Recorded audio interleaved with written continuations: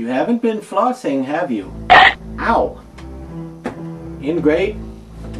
Oh, good evening. Welcome to Creepy Cheapies, where we talk about cool and interesting, affordably priced Halloween masks with your host, Dr. Lady. I'm Horatio Algiers. And tonight's mask, this is a great one, but it may confuse you, so pay close attention here.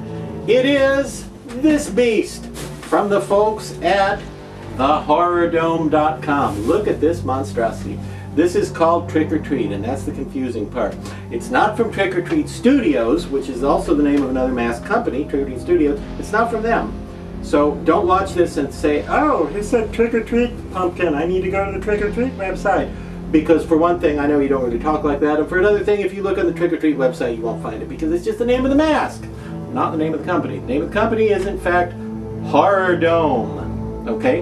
And as it says right here, the Horror Dome, horrordome.com. Look it up. I don't know of any place else that sells it. You might find it online, but again, you don't normally see Horror Dome products in a lot of the Halloween stores and costume shops, so the only way I know you can score one of these is to go to the Horror Dome website and buy one, but maybe there are other sources. I don't know. Why should you bother with this one? Well, if you run a haunted house event at Halloween, or if you're involved with one, or if you just like dressing up weird and scary at Halloween, or if you are a yard haunter or a home haunter, or just need something creepy and cool to wear to the next horror convention that you're going to, or Halloween party, this thing is pretty great. The depth on the split open mouth here is cool, and I don't know if you can see all the details, but this pumpkin is not only extremely moldy, but he is realistically moldy. There are tiny little white speckles all over the place, especially at the bottom here, where it gets really rotted and gnarly and decomposed, that really look for all the world like honest to goodness mold growing all over the mask, and it's a really cool effect. It has this very unwholesome, nasty, icky look to it. You almost want to wash your hands after you touch the moldy parts of the mask, because it's that convincing. And I like the fact that he has, well, in addition to the aforementioned mold and various types of fungus and outgrowths on him, this guy has vines growing here and there with leaves on them. See, he's fresh from the pumpkin patch with pumpkin vines on him and the leaves.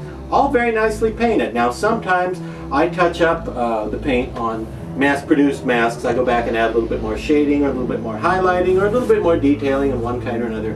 I did not do that with this thing from the Horror Dome. It actually looks this great right out of the package. Now I don't know if you can see the little white there where I have some wadded up paper stuffed in him, but he has eye openings cut at the bottoms of his big spooky pumpkin eyes. And again, super detailed, very realistic, neighborhood of 60 to 80 bucks, somewhere in there.